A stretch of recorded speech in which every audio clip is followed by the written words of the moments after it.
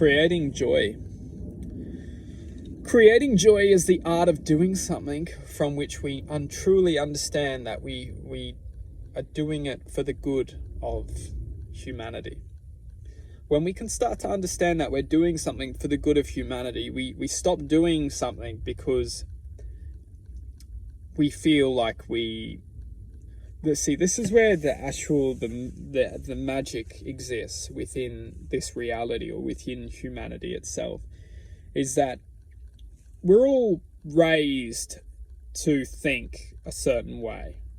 And when we start to reveal that the way that we've been raised to think, and God bless for all the people who have been given a head start within this reality, for all the people who have been raised by beings of love, because the people who were raised within a very loving environment, we all have a very big head start, because many of us who are not raised in loving environments really have to feel the pain before they rise above the pain. And essentially, feeling joy is actually feeling accomplishment within the present now. There's no such thing as a future, and there's 100% nothing a past. All which we are perceiving as future and past is a distorted awareness, which is essentially convincing ourselves that there's something good going to happen, or something bad which has happened, or something bad which will happen, and something good that we missed out from happening. It's absolutely distorted.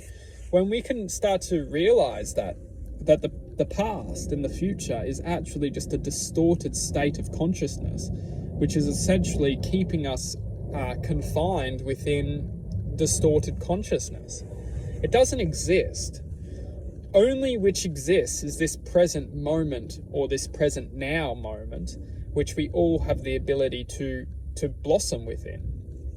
The world which we know it is essentially a vibrational vortex, which we perceive as matter or real through the five senses. But if we actually were able to enhance our senses, we would probably understand that this vibrational vortex is actually just essentially a simulation, or the simulation being the limitations of infinite possibility, which we are essentially destined to experience as this reality if we only stay within the confinements of thought and perception.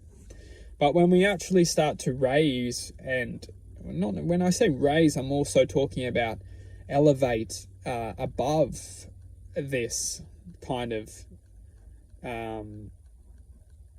this pattern, because essentially it's a pattern. If we look at ourselves, our daily lives, it's a pattern.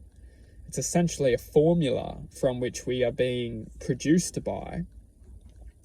And if we don't raise above the formula, or if we don't actually learn to equate the formula, we will never learn our way out of the formula. And essentially, learning the way out of the formula is harnessing the truth of this existence. And the truth of this existence is very simple. It's not complex. It's that this reality is essentially a dream. And we're dreaming. When we wake up into the world every morning or afternoon, we are starting to produce the reflection of the simulation. We're starting to produce the concept of time and experience and all these parts of the great illusion. And the truth is that nothing is negative. Really speaking, we only interpret experience as positive and negative. It's because what we're programmed to feel. But when we can truly start to analyze that nothing is negative and nothing is positive, all what is merely the matter of choice. And when we start to choose and use our choices as essentially ways to manifest and promote joy. And joy is rather, just simply put, experiences that we can learn from.